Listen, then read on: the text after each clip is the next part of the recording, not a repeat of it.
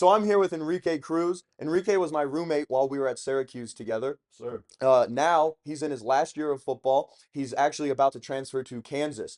What we're going to do here is break down some of his film, talk about what's going on, see if we can't get the Jayhawk fans excited for what they have coming. We're looking here at when we played Purdue. This was a really important game for us. Purdue was coming off of a Big Ten championship season. They were really talking down on us. We had to go out there and show what we had. Season before we beat them by last play touchdown, so they was mad. Yep, they had to get their get back. We weren't going to let them get it. So this first play that I want to look at here, we've got a split flow inside zone to the right. Um, let's go ahead and just start the clip. I love this clip right here. Yeah, so Boom. really, me and Blash are we're working a double team combo, but we get a good hit on them, so we just stood on it. Schrader ended up throwing the ball, so we didn't run the ball. We drew the RPO. Right? One thing that's important to note here, right? Enrique's able to go in this all you can eat and just not worry about the linebacker and just take over that defensive tackle because it's split flow. So we know that they're going to flow with that tight end and flow out of the way of the play. So they're actually working on a track to the spot where number 8 is, not to where number 8 is at the end of the play. So knowing that 21 is going to be the one that's going to flow to them, they're able to just really take care of this down guy. And obviously, this is the result you get. This is awesome. Oh yeah, great film. That game was crazy. That was probably one of the most packed games I ever played. And Purdue fans are crazy. You guys are a great time. But we had to do what we had to do. Tell them about what happened to your uncle in the stands. Oh my goodness, it was crazy. It's my family in the stands. They're acting all wild, like they start spitting on people. It was a real crazy game, but it was a really fun environment. Purdue's a real nice stadium. That was some of the best grass I've ever played in. Honestly, you guys, Joe, and Joe's almost eating the grass. How good the grass was, but Enrique likes to talk a lot, but here's the big thing he forgot. I was injured and I was actually watching this game with my other roommate from my apartment. So here we just caught him red-handed, right? So that's not crazy. only Jayhawks do you get a great player, but you get a real fun guy who likes to have a good time and troll. But so this is the play right after the one we just watched. We have inside zone again. This time it's going to be to the left. Enrique's going to be on the play side. Go ahead and just talk me through what are you thinking here on this play? First to say the 3 and the 5, right? That's a really wide three. So in the beginning, you really want to think you really want to go about everything that could happen. Potential game could happen because we're also on the freaking backside of the running back, so it could be a game, a twist. But really, with the play that I'm running and the season that we had this year, the play we're running, I just want to go up to him and just really just lock him up, man, and get him out over there. Because with this play, the ball was never gonna run outside of me; it was always gonna be inside of me. So I really just don't want to lose inside. So I really just want to keep that inside leverage and just really just run him out. Right, exactly right. And when they get in this formation, when you see number 5 is that wide out, you have a pretty good indication that that ball can't spit front side. So Enrique just needs to think being really heavy and just keep pushing number 5 out. What Enrique does here, which is so good, is he gets to this position here, and technically he could stop, just wall him off and be fine. But what we see here is he continues to drive his feet and he ends up getting a nice little pancake, right? He's imposing his will. That's 2 plays back to back where Enrique is out here bulldozing dudes. This one was also on a bad position though, but where I do say myself is that I keep the effort going. I keep on running my feet. Or Mm-hmm. if I was more of a low effort type player, this is a bad position. It's not a good position to be in. Exactly right. What he's talking about there is how when he makes contact, them hips roll up. Now instead of dispersing his energy through the defender, it's going up. He's just getting his hips straight up, right? If he wasn't, like he said, being a high effort player and rolled his hips, stopped his feet, he probably would have started getting boxed back in. But running his feet, playing with that effort, knowing the whistle hasn't blown is what saves him and turns it into a highlight type of play. Right, so this play we got here, this is kind of an interesting play. I'll let it run real quick. We're running power, but we're actually reading that backside 3 technique. So instead of running a gap seal or a pick and hinge by Enrique, he's going to base out number 4. So that way we can read number 3 and make a nice, easy play. One thing I want to talk about here is I noticed, Enrique, you've got like a nice 4-foot split here. Now, is that something you did on purpose? Yeah, it's actually something that was game plan. So we noticed that with how wide we were going, that the end was always going to want to keep outside leverage. It was like staying to 5 or even wider into like a 7 or 9. And we noticed that. So we just on this play specifically, we wanted to make the big gap as easy as possible to read, as easy as possible to reach. We really kind of want to put the defender, the 3 tech right there in a bind because he's never been in a situation like this. So with that, it made it easier for a quarterback to read it. also put him in a bind and also made my job a little easier because I'm also hucking. I'm overreaching the number four, the five technique. Hmm. Piggybacking off of that, when we were watching our film through this whole week, we noticed that these wide nine techniques they get in, their whole job was just to box the play. They had contain. So no matter how hard we tried to reach them, they were always going to fight to keep that outside contained. So just like Enrique said, we widen that split. Now it's that much wider, and he can go ahead and sell out to reach that outside shoulder because he's going to follow him. He's going to try and not get reached, which is exactly what happens here. And you see Enrique run him all the way out of the play, right? So this is the play right after that nice run that got us into scoring position. This game was crazy. Garrett Schrader, he did some crazy stuff in this game, right? Right here. Just watch Garrett here. Watch him channel his inner Peyton Manning. This was a wild play here. Boom. Everyone thinks LeQuint's got the ball. Everyone's in there diving. As this man Garrett just walks into the end zone. You got the cameraman even. Right. I really just wanted to show off that cool little trickery. That's a really heads up play, right? That's Garrett knowing that the position we're in, they're going to be crashing. I'm pretty sure this wasn't even the call. I think he just did it because he knew that they were all crashing, and that's a really heads up play. Now that we've kind of talked about that, showcase that, let's talk about Enrique here. So just let's talk about what is the goal here? What's the offensive line doing on this play? So when you're on goal line, you're trying to get off and block somebody for real. And on this play, I'm really supposed to go down and hit the hip at number 36, but I get myself in bad position because the way that I step, right? And then also the fullback's supposed to hit 14, and the running back would have been in there, but with Garrett Sherry doing what he did, I mean, he's made it easier for everybody, obviously. Mm-hmm.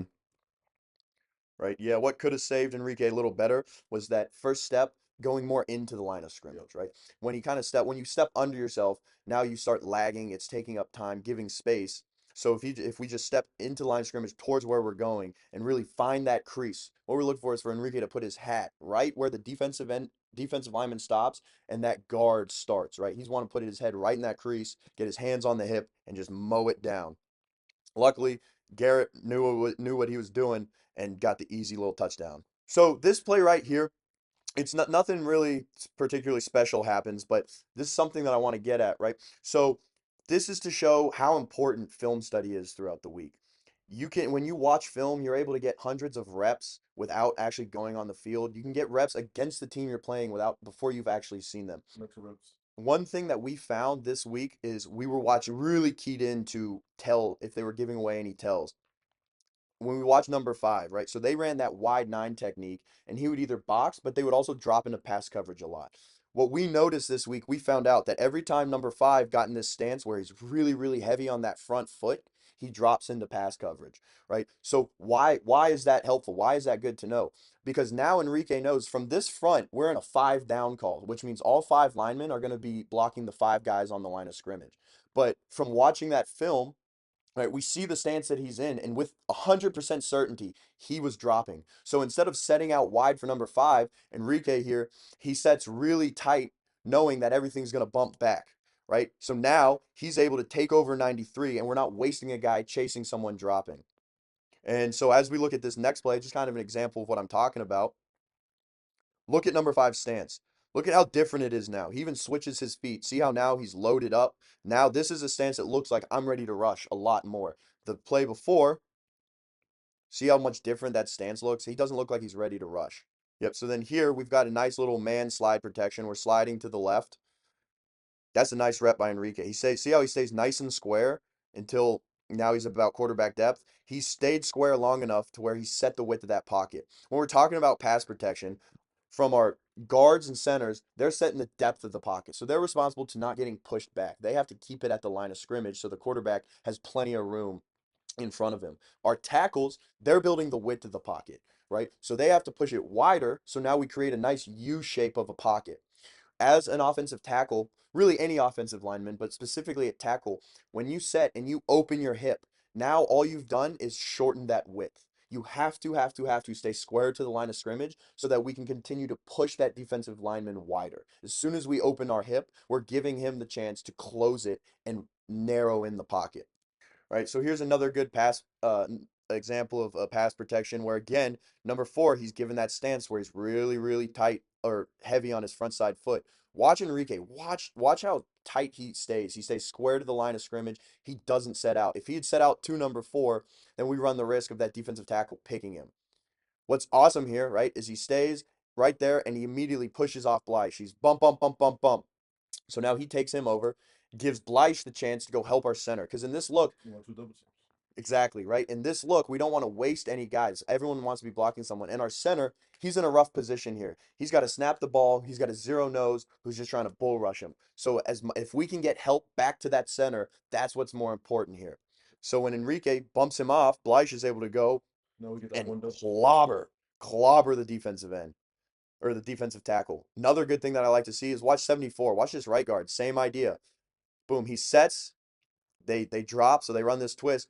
He's a little later, but both of them, they're looking to go help, looking to go clean up. I can tell you right now, that's not a fun rep for that nose guard. So here we've got another variation of power here. In this case, we're running power to the right, except for we're going to have a read option in the backfield with the quarterback and LeQuint. So we're reading the four technique here. So what's going to happen is Enrique is actually going to sprint out to the left. He's now blocking for if Garrett hands the ball to LeQuint, who's going to take it straight to the sideline. Everyone else is blocking for if Garrett decides to keep it and we run quarterback power. When we play the play, obviously that three technique or the four technique squeezes, so he has to hand it off to LeQuint. Right? Now we see right here, can't really see what happens, but that looks good for Enrique. Let's take it to to the wide copy, right? Enrique's going, running, making plays, blowing up cornerbacks. Something that's really important that I love that Enrique's doing here, right? Enrique knows he's blocking a skill guy. Enrique, I know you're fast, I know you're athletic. Well, Who's faster and more athletic? You or a the skill cornerback? guy. The skill guy here, right? So if we get into the world of dancing, what that means is when it's time to make contact, I spread my feet, I start chopping, slowing down. All that's doing is giving him time to dance around me, make me miss a block. How we combat that as offensive linemen is we keep going full speed. You run right at him and force him to make a business decision. Enrique doesn't chop his feet at all, runs straight at him, and you see now he's trying to look at him. Don't hit me, don't hit me, don't hit me. Look at them big white gloves, just trying to save the day, save himself. Doesn't matter. When you have 320 pounds running that fast at you, you've got no choice but to get out of his way. Boom. Also, he sees what I also love is again effort. He sees the dude, he hits him, gets down, sees him get back up. He goes back for more. He's not going to give that guy a chance to make the play. This is a really cool play. I forgot we had this. So, this point in the game, we're up by 15 points. There's a minute and a half left in the game. We're really just trying to run the clock out. We're not really trying to give the ball back to them, give them a chance to make a miracle happen. So, as you can tell by this box, we're running the ball up the middle. There's not much to it, right? We have one, two, three, four, five, six, seven, 8 guys who are able to block, plus our ball carrier. We have one receiver out wide. And when you look at the box from the defense, it looks like all 11 guys are standing there, right? So we're running the ball up the middle. They know we're running the ball up the middle. They're going to stop it. Again, this is where Garrett Schrader uses his brains. Yep. Just watch this play, right? Hands the ball to LeQuint. Oh man, stuff. Nothing happens. Wait a second. What's going on? Nobody touching him. No one around him. I still personally think he could have should have scored, put us up by 3 touchdowns, Yep. but he is smart because he slowed down, let the clock run down, and instead of trying to force something happening, we're already winning the game. So I can't be mad that he kind of waited and just took the knee, didn't give them the chance to do for anything weird to happen. When we watch it from this copy, boom. Look at him. Look at him. Nobody has any idea he's got the ball. He's just standing there. Bye-bye. He's got every single person thinks LeQuint has the ball. That defense is celebrating. They think they stopped him on the 1 yard line. They're going to get the ball back. Meanwhile, there goes Garrett. Seal the game.